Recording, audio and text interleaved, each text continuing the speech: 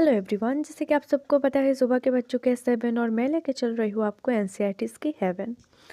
आज का हमारा टॉपिक रहने वाला है क्लास 7 की जियोग्राफी की चैप्टर 3 आवर चेंजिंग अर्थ। इस चैप्टर के सारे NCERT solutions means question answers and tick the correct answer और एमसीक्यू सब कुछ हम यहाँ पर डिस्कस करने वाले हैं। आज का हमारा टॉपिक रहने वाला है क्लास 7 की जियोग्राफी की चैप्टर 3 आवर चेंजिंग अर्थ। इस चैप्टर के सारी एनसीईआरटी के सॉल्यूशंस आज हम अपने इस वीडियो पर डिस्कस करने वाले हैं। और हाँ, इस चैप्टर की चैप्टर एक्सप्लेनेशन वीडियो का लिंक इस वीडियो के डिस्क्रिप्शन बॉक्स ओपन करते ही आपको मिल जाएगा। सो इस चैप्टर को समझने के लिए डिस्क्रिप्शन बॉक्स ओपन करो और डिस्क्रिप्शन बॉक्स पर चैप्टर एक्सप्लेनेशन का लिंक है, वहाँ से देख लो। सो फिलहाल इसको स्टार्ट करते हैं। Why do the plates move?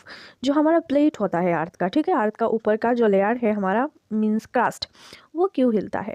सो हमारी जो धरती के नीचे, हमारी क्रस्ट के नीचे जो हमारा 35 km का क्रस्ट है, उसके नीचे जो हमारा मोल्टन मैग्मा होता है मीन्स लावा होता है, आग होता है, वो जब हिलता है, वो तो लिक्विड होता है, वो जब हिलता है, ठीक है, तो हमारे ऊपर का हिस्सा थोड़ा थोड़ा बहता है, जैसे नदियों में, रिवर्स में जहाज बहता है, उसी तरह। ओके, सो उसी तरह से ये मिलियन, बहुत सारे सालों में, लाख लाख सालों में सिर्फ 1 सेंटीमीटर हिलता है। इसके लिए हमको पता नहीं चलता। नेक्स्ट है what are exogenic and endogenic forces. Exogenic and endogenic forces मैंने चैप्टर पर अच्छे से समझाया, फिर भी यहाँ पर कह देती हूँ। एक्सोजेनिक का मतलब होता है बाहर का फोर्सेस, जो बाहर से आता है, मतलब बाहर पर जो भी क्रिया, जो भी कुछ भी होता है प्रकार का वर्क, उससे अर्थ का चेंज होना। और इंडोजेनिक का मीनिंग है अंदर से अर्थ का चेंजिंग होना। जैसे कि बाहर से अर्थ का चेंज होता है लाइक वेदरिंग की वजह से, रिवर्स की वजह से, ग्लेशियर्स की वजह से, और ओके वेदरिंग, इरोशन, डिपोजिशन, इन सब की वजह से बाहर से होता है। और अंदर से होता है वोल्केनो, अर्थक्वेक, लैंडस्लाइड्स, इन सब की वजह से, ठीक है।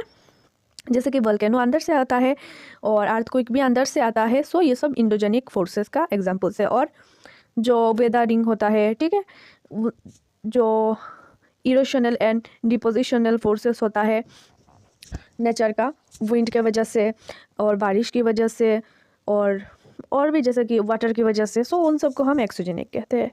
What is erosion? इरोशन क्या है? इरोशन वही चीज़ है कि एक जगह से मिट्टी या फिर सोइल या फिर पत्थर कहो, उसको लेके किसी और जगह पर लेके जाना, मतलब ट्रांसपोर्टेशन, ठीक है। और जाकर अगर फेंक देते हो सो उसको डिपोजिशन कहते हैं। और इरोशन है उस जगह से लेना। How are flood plains formed? Flood plains कैसे फॉर्म्ड होता है? जब रिवर का हेवी रेन होने के बाद, ज़्यादा बारिश होने के बाद, जब वाटर इंक्रीज होता है, ठीक है, तब फ्लड प्लेन्स जो है, तब वाटर इंक्रीज होने के बाद वाटर के साथ तो मिट्टी जाता है, मिट्टी वहाँ पर जम के फिर होता है फ्लड प्लेन्स क्रिएट। बाकी सबका आंसर मैंने डिटेल में दे दिया, वहाँ से आप पढ़ सकते हो। फिलहाल मैं आपको बस कंसेप्ट क्लियर कर रही हूँ, ठीक है, कंसेप्ट क्लियर होना चाहिए। What are sand dunes? As wind blows, it carries sand, other dust particles along it. The speed of wind slows down the sand and dust particles settle on the surface of the earth forms pile. Okay, so जब हवा उड़ती है तब वो साथ में मिट्टी, rocks, इन सबको लेके घूमती है, और जब नीचे जाती है तो इन सबको डिपॉजिट कर देती है। This phenomenon is responsible for the formation of sand dunes, और यही है सैंड ड्यून्स, ठीक है। How are beaches formed? Beach कैसे होता है? जो ओशन का वाटर आता है, ऊपर आता है आने से, और जो भी मिट्टी लेके आता है, ठीक है, उससे होता है हमारा बीचेस। नेक्स्ट है हमारा what are oxbow lakes? Oxbow lakes क्या होता है? As a river enters and flows through the plains. Okay, जब रिवर आता है और फ्लो करता है प्लेन्स एरिया में, और वो मेंडर्स फॉर्म करता है, लाइक मैंने आपको दिखाया था एस के जैसा, एस होकर फ्लो होता है, बहुत सारे एस होते हैं।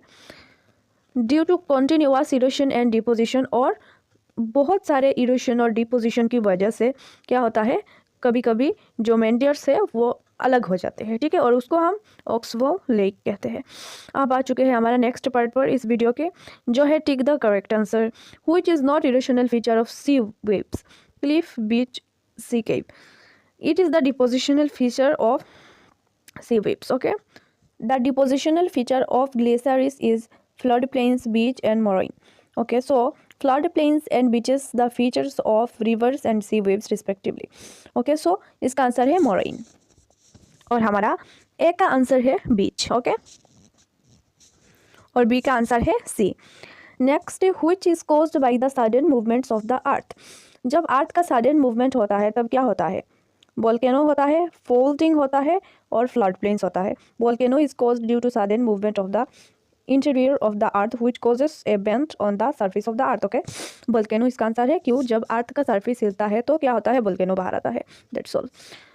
Mushroom rocks are found in, mushroom rocks कहाँ पर मिलते हैं? मशरूम जो रॉक्स है वो डिजर्ट्स पर मिलते हैं। Oxbow lakes are found in, oxbow lakes कहाँ पर मिलते हैं?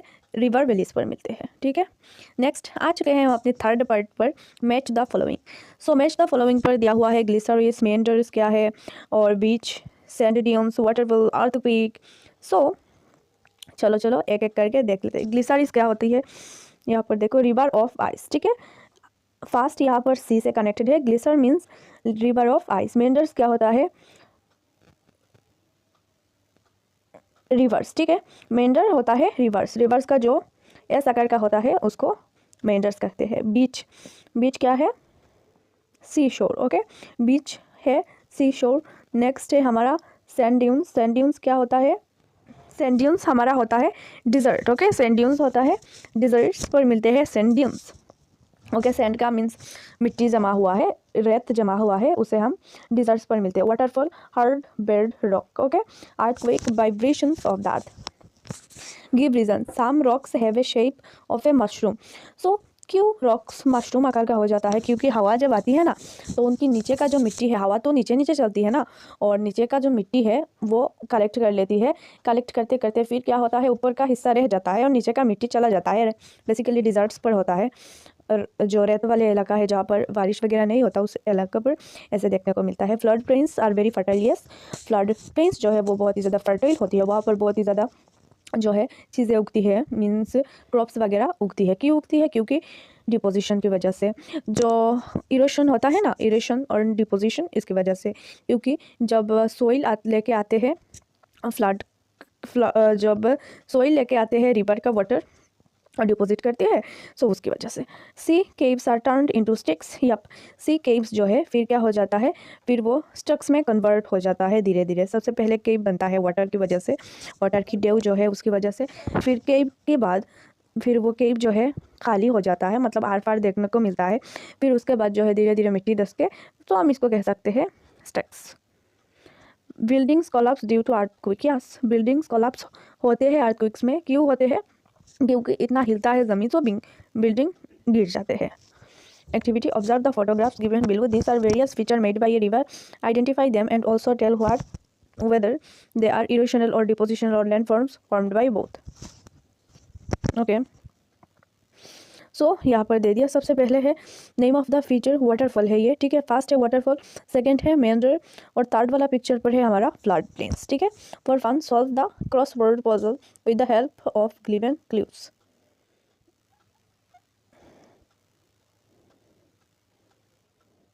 सो यहाँ से आप देख लेना इसको। ठीक है, यहाँ पर मैंने ऑल दे दिया, मैं आपको दिखाती हूँ।